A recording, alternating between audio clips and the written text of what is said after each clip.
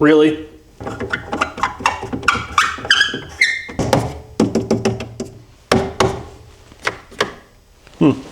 These gloves are too small, man.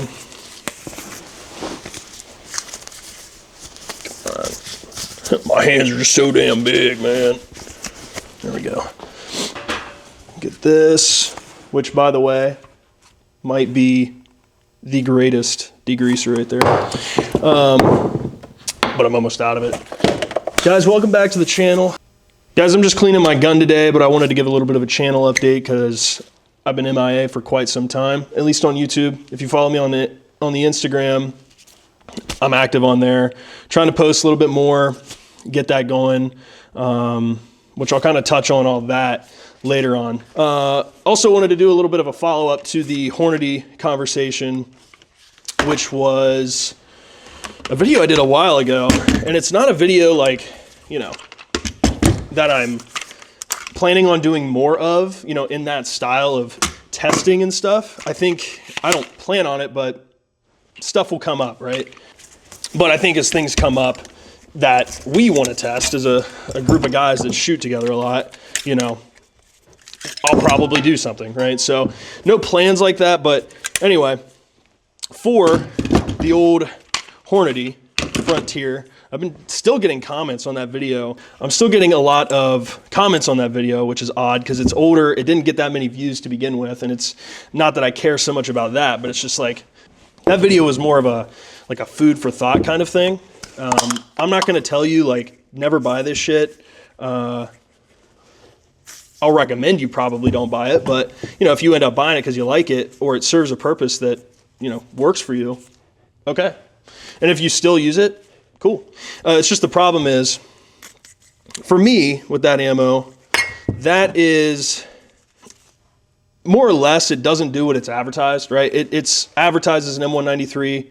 It doesn't really perform like an M193. My biggest thing, safety and history of that ammo aside, I want to be able to pick an ammo up off the shelf and have it perform like the other M193 next to it, right? 55 grain M193 is a legitimate spec, right? That is a thing we as shooters know how it should perform in general, regardless of the manufacturer. So, especially at range, like that's where that becomes a problem, and I touched on that in that video. It's just, I think people might be commenting prematurely before they end up, you know, watching the entire thing.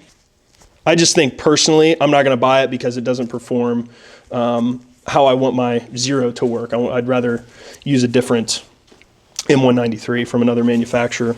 The safety part of it though, that is, I mean, if it didn't have the history that it did, it wouldn't be that big of a deal, right? It's kind of cool that it is pissing hot. You get a little bit more bang for your buck. And if you're one of those people that are like, well, I mean, that's why I buy it. That's why I use it. Sick. I totally get that. Like I still have that ammo. I'm still going to use it in a shit hits the fan situation if I have to. So, you know, I get that part. So it could be any product. If it doesn't perform as it's advertised, well, I mean, in some capacity, you're screwing with the end user's experience on it. And I think that is certainly the case with the Hornady. But if you're one of those people that still use it, man, keep using it. I don't get paid by anybody to say otherwise, you know. In terms of the channel, still got a couple ideas on videos. I think I'd like to do a video again on the Daniel, following up with that, because if you haven't been keeping up with the Instagram, that gun has already gone through a lot of changes, like dramatic changes.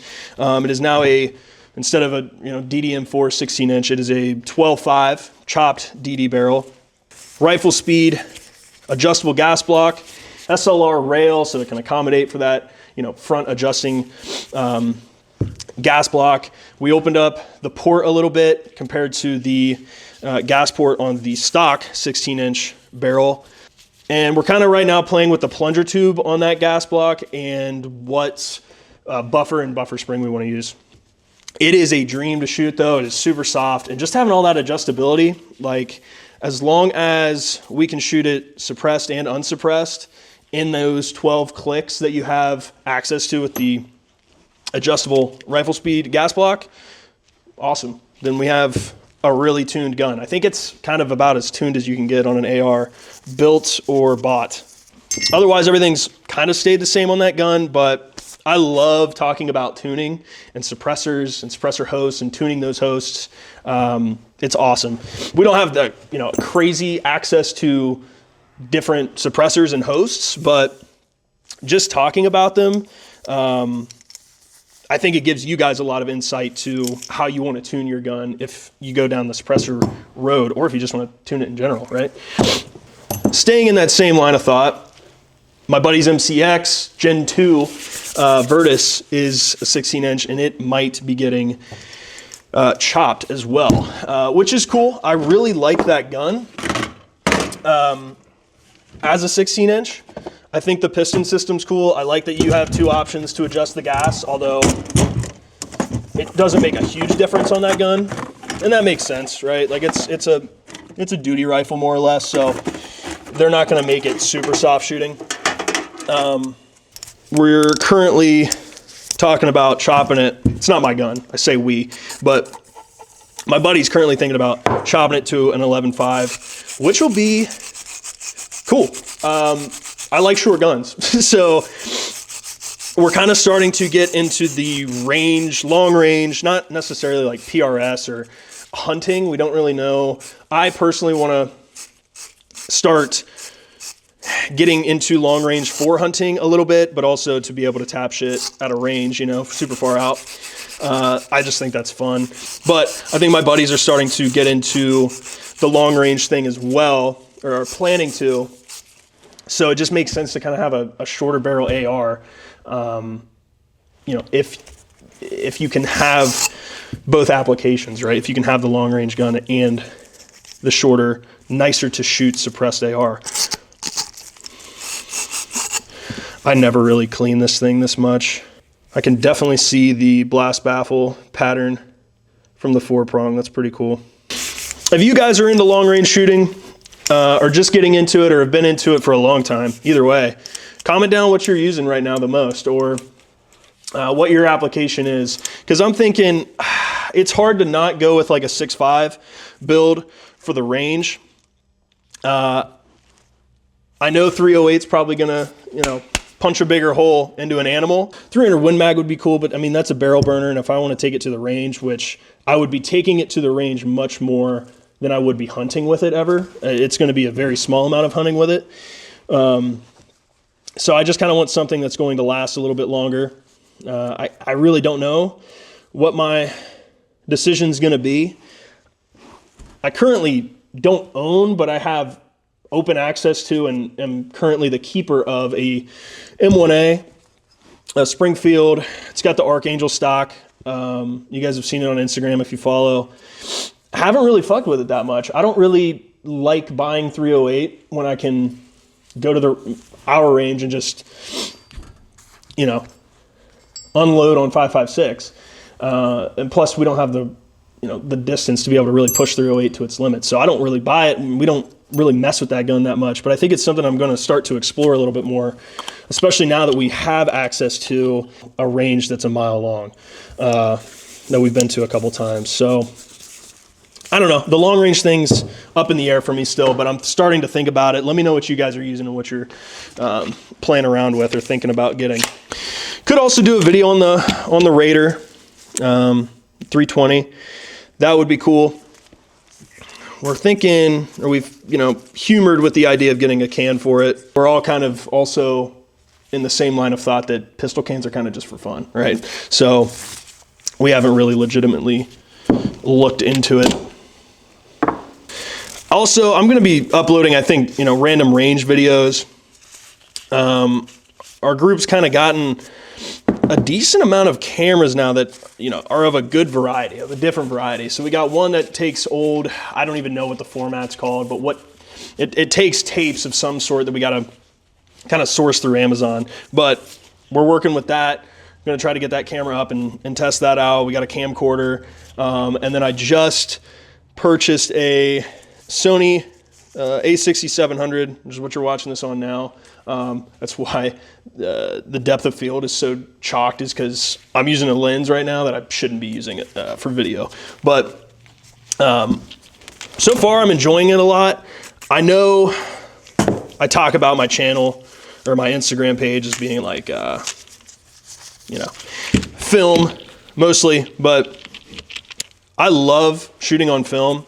I think it's such an awesome format, albeit not that expensive to get into, but more so expensive to like get film and develop it. The problem is where I'm at right now, the closest place that's actually decent at developing film is an hour drive there and an hour drive back.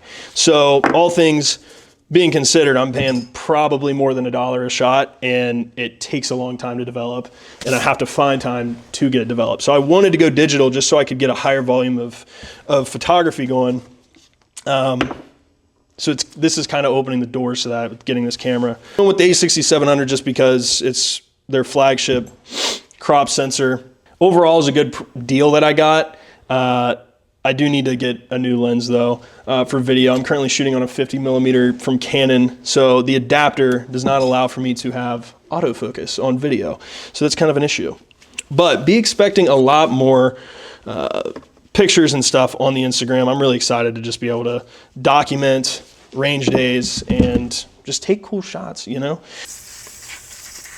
I'm literally just gonna spray the shit out of this. Luckily this stuff evaporates, so you can kind of let it dwell for a little bit and then just let it drip. Anyways, let me know. I haven't really talked to you much, or many of you on here, in terms of, you know, camera equipment and gear and what you're shooting on and what your different applications are for your different cameras or favorite lenses and stuff. I'm currently thinking I'm just going to go the 18mm to, I think it's like 55 or something, from like Sigma or something. I don't know. I just need something with hopefully tracking and autofocus. That's Sony, you know, like E-mount. It's going to take a while to get used to the digital side of things, but luckily I do love editing video especially, but photos too. Most of what you guys see on the Instagram is not really color graded much or messed with very much. Half the time, I'll just test out and see what the Lightroom auto adjust will be, and I'm like, yeah, that looks pretty good. And it's, you know, not too far from the original shot, which I do like that. So just kind of keeping it true to what the film camera's picking up. The name of the game is kind of volume of fire, right?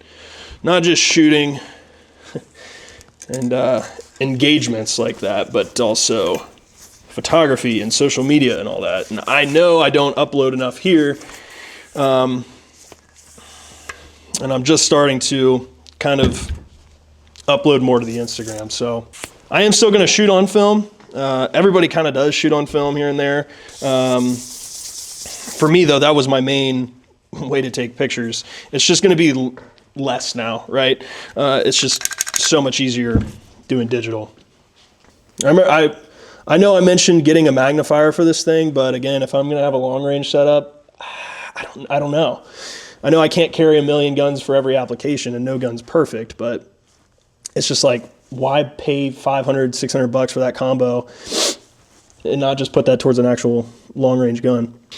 One thing I'm fortunate or unfortunate to have is you guys are very, I think, aware of why I don't show my face in these videos. It's kind of nice because I don't have to worry about my appearance or anything like that, but it's just, we live in a time where this whole thing of ours, right, and shooting and 2A stuff, it's like I could lose a job over this, so I don't risk it right now. I'm not going to risk it anytime soon, for the time being. But yeah, man, it's just unfortunate. I know a lot of you guys, probably the older crowd, know or lived through a time when it wasn't a problem and it wasn't, you know, seen as abnormal. It was a normal thing to do, unless you're from some weird place. So as weird as it sounds, I do appreciate the fact that nobody's like asked me about it or anything like that, but at the same time, it's really stupid. The only thing I've changed on this thing recently, or since that video, was the dye-free code grip, because I wanted to try it. They had it at my local place, so I spent $20 on it. And wanted to see what it was all about. I can't recommend this over the BCM. I think they're too similar. I think if you had a really short gun, I'd recommend this first, but through training and doing competitions, I haven't noticed anything weird with this. The biggest jarring thing was in the beginning when I put it on. It felt really weird, and it felt like I had to run the stock in too much, but once I actually got to shooting, didn't even notice it. As a group, we have been shooting competition a lot more than we ever have. We started back in the fall doing 2-gun, and that was cool. I couldn't use my can because shot timer doesn't pick that up, but I didn't notice as much of a benefit in 2-gun as I did with practical pistol. I think my scores definitely improved over the weeks of doing practical pistol, and I'd say the biggest thing was speed and accuracy for me. I think you can get really good regardless of the gamification that goes on in competition, whether you're a fan of that or not. You can get much faster and more accurate with a handgun by taking part of those. And it's a lot of fun. Speaking of the gamification though, I know I think people on the competition side of things, not so much training side, but competition, I think they give it too much credit for real world application. I'd say the biggest real world applicable thing was just, driving the gun with your eyes first and not, looking through the sights as you're finding your next target. So that really helped me. I think the movement and the placement and positioning of your body in competition it's stupid. Like there's a lot of things that you can do and sometimes have to do in order to shoot a target that just don't make sense in the real world, right? So I think if you consider it for what it is and you take all those aspects and you don't, I guess, oversell competition as a way to get better in real life or real life situations, I should say, I think training is going to do better for that.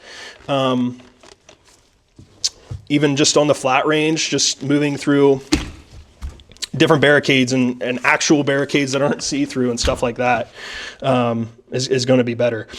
And I'll say this too. I think if you're not documenting or if you're not, taking pictures with your boys and doing all this shit while you're shooting, you should. I think there's a benefit to it. As corny as it might seem, we as guys do a terrible job of getting pictures and stuff, and, I'll say this, I've had friends, there's people in my life that, aren't around anymore. I haven't had a lot of friends die or anything like that, or people that close to me in age die, but it's like, it happens, man. And you don't want to look back and be like, have nothing of that person that meant something. And I think pictures and I think videos count as that. So that's kind of what I'm doing.